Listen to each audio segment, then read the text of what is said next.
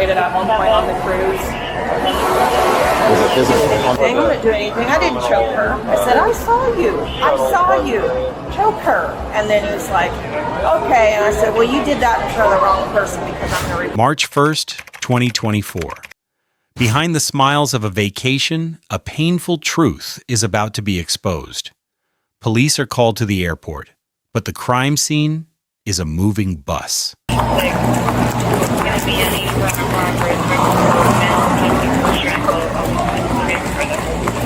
So, 397. What's he wearing? What's he wearing? Right here. Where is he? Where is he? Where is he? Right here? Turn around. Turn around.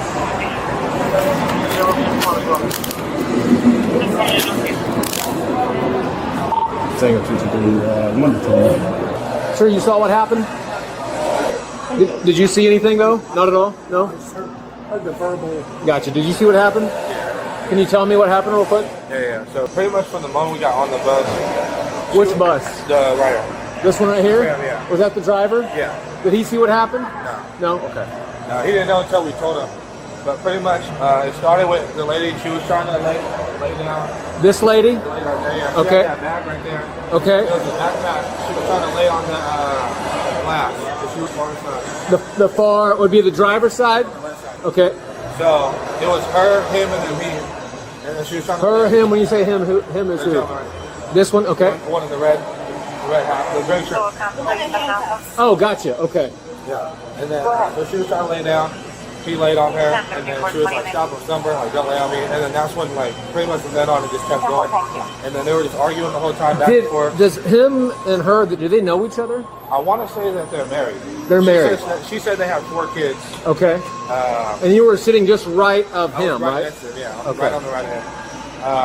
And then the whole time, they were kind of just arguing back and forth, and he was kind of just, like, saying, like, you know, like, kept calling out her name, kept calling her, saying, like, I'm going to ruin your life when we get home. I hate you. And I was like, all right, that's cool. Like, you know what I mean? Whatever. Like, yeah. If you want to, you know. Right, that's married talk, whatever. Inside the bus, strangers become witnesses to a terrifying scene. Threats turn into action. The violence is no longer a private matter. I didn't hear what she said, but she said something to him, and he put his forearm into her chin. Okay. Kind of pinned her up against the glass, and then that's when me and the lady right here both were like, yo, hey, bro, like, stop. Like, bro, you don't do that shit right now. Like, right. And I told him, I was like, bro, I got kids, like, I don't want to do that shit. Can I get another plane by Colorado deal number? He was like, I didn't choke her, I didn't do anything. And we were like, bro, like, we just watched you put your fucking forearm into her chin and put her up against the glass. Right. And then that's when we told him. And then we all just kind of watched. And nothing else happened from C till here, but that's pretty much what happened. Did, after that, I guess, elbow went into the neck or the chin on the glass, was that his left elbow or his right elbow? He leaned over, so it'd be his right. So he went in and did like that? Here, and he like... On the front or the side? Right, I would say like right around here. Right around here? Yeah, right around the front side. All right. Hey, it's because if you go on a cruise with your in-laws, my wife she tried to get me kicked off like the ship. I swear to God. What cruise lines you sail with? Royal Caribbean. Okay, Canaveral? Mm-hmm. Like, hey, you coming back from the cruise or you going to a cruise? I'm going back. Like, hey. You went to Royal Caribbean? How'd you like it? Did you like it? The ship? Worst time of my life. Well, it wasn't the boat, though. Not the boat. Not the boat, just the family. Yeah. So the cruise itself was good, though. Okay. I always tell myself I'm going to Royal Caribbean. I've never been. That was our first cruise. We've been married 20 years. 20? Yeah. This is the first time I've been handcuffed in my life.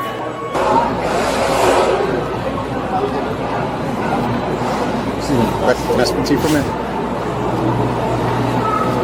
You and Ryan, you guys are legally married? How long you guys been married? 20 years. 20 years? You have kids? 4. Okay, 4 kids. Okay, so just to give the gist of this again, because I kind of came in on the tail end. You guys were leaving. Or you left the hotel or something? Just kind of walk me through the events of where we are now. Well, he drank all night until about 2 or 2:30, and then came in, and we had to be up really early because we had to be off of the boat. And so So you guys come back from a cruise. Okay. I tried to wake him up and all that, and he's just been super pissed and super irritated and super mad. Throughout the cruise, or? Yeah, all of it. We actually had a dispute on the cruise, and we were separated at one point on the cruise. Was it physical on the cruise as well? Yes. Did you report that to them there? No? No. Okay. I mean, I did go to security, and they did ask me all the questions, but I didn't dare to tell them. So you were reluctant to tell them what happened. Okay. Yeah. Okay. So you guys get back here, get on dry land. And he says now that we're on dry land, there's nothing that anybody can do. And then my parents live in Utah, I live in Colorado, and it's like, as soon as your parents aren't in the picture anymore, there's nothing anybody can do. You have no idea what you've done. You have no clue what you've done. I'm going to shatter your life. I'm going to shatter your phone. You're not welcome at my house. And then that's when he wanted my wallet. He wanted my phone and my wallet. And so that he ripped I had it on, and he ripped one of the straps off. And then I didn't want to give it him, so then I had it like this the rest of the time. But everybody saw him rip these guys saw him rip this first one off. And so then I was sitting here like this, and I was just quiet the whole time, and he just kept proceeding. You've ruined everything. I'm going to shatter your life. I'm going to whatever. And then he was trying to rip this off my neck, and that's when the lady turned around and said, I'm done. I've listened to you for the last hour. And then, one person could not sit still. A paramedic, with her professional instincts and courage, decides to intervene. Her action changes everything. You know what I mean? And then he was calm. Okay, so you have any significant injury, anything that you need to be seen medically for, or anything? No. Everything's fine? Okay. Just a broken heart. Okay, I can understand that. What do you plan to do when you get back to Colorado? My parents are having me hop on a different flight, and my parents are taking me home to Utah, and then they're going to go with me to Colorado to pack up my stuff, to grab my kids and grab what I need to do. Okay. Needless to say, he won't be going with you because he'll be going with me. So he'll be staying here. Okay? So that'll give you time to get back home and make the necessary arrangements that you need to take care of. For how long? I can't say exactly how long. I'm assuming probably a couple days, maybe. Okay, but he is going to be arrested here and charged with domestic battery. Okay. Faced with denials, the police have the most powerful weapon in their hands: the truth from strangers. Their testimony becomes the voice for the victim, and the arrest is made. Everybody, I was choking her. I'd never choked her. Like, what the? They're saying thank you. Like, what the? Like I've always said, be tripping. What's that? Be tripping. These are. What do you mean I loosened them for you? I know you did. My fat ass arms just keep getting heavier. Why don't they ever cuff the chick? What's that? Why don't they ever cuff women? We do. Believe it or not. No, I won't lie to you, man. My last 3 domestic violence I arrests. don't even know I got cuffed. Oh yeah, because Karen said I choked her. Well, it was actually a male who said that, but. Well, yeah, no, it was the driver because she's like, you gotta call security when we get there. But it's fine. I mean, I get it, man. Okay. And hi, how are you? I'm Officer Ray. Just want to give me a quick synopsis of what you saw. Okay, so we boarded at the Cape Canaveral, and he was sitting here behind me, and she was sitting right there behind me. And immediately it started. He started yelling at her and calling her names and pulling at her stuff, and I mean the whole way here he was threatening her. Yeah, I'm going to shatter you. I'm going to shatter your life.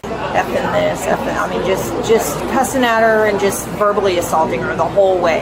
And then another lady had to get off of the van, so we all kind of got off the van and then got back on. And he was sitting right here, so I really could just hear them for the trip. And then when I got back on, I got on and I sat, so I had this seat, both seats, so I kind of got on and I kind of sat sideways to face my husband, and so I could see them. He continued to yell at her, continued to get like this close to her face and up in her ear, and then all of a sudden he was like this. She was sitting here, she wasn't mouthing off to him, she just kept saying, okay, okay, and he just all of a sudden got up on his left knee and just went like this, put his wrist right here on her neck, and was like this, and in her face, like right up in her ear, hollering, and he was choking her, and she was red in the face, and he was like, you know, and I just turned around, I'm like, okay, you're gonna, I don't even know what I said. I'm just like, okay, I said, that's enough, you know, you're gonna stop. And he immediately, when he figured out, I don't know, I think he was just in such a violent frame of mind that he just lost the fact that he was surrounded by people doing this. And so, anyway, it escalated. Finally, when I told him that and he was choking her, I said, you're gonna, that's enough.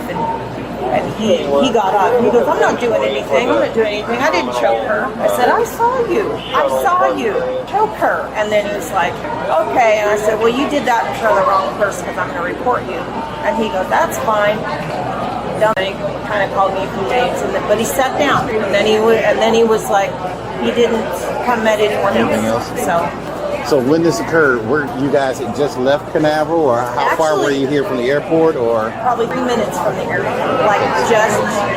We had dropped another lady off at JetBlue. Okay. And so we had just come around the corner, got back in, and almost immediately when he got back in, he started on her. Okay, so you guys were on airport property when that happened. Yes. When you got, okay. Yes. And then he choked her, was choking her out, and that was it. Okay, thank you. I appreciate your help. All right, and she appreciates it also. Okay, we're all done? Okay. Thank all you. right, thank you. Thank you. Thank you all much. Sir, stand up. Is your property over here? Okay. They already searched you, but I got to put you in my car, so I'm going to make sure you don't have anything on you, all right? Yeah. You got anything on you? So poke me, stick me in here. No, I have no weapon. All right, relax. How much money you got in your pocket? What are these blue pills for? Those are my meds. What are they? They're Adderall. Adderall?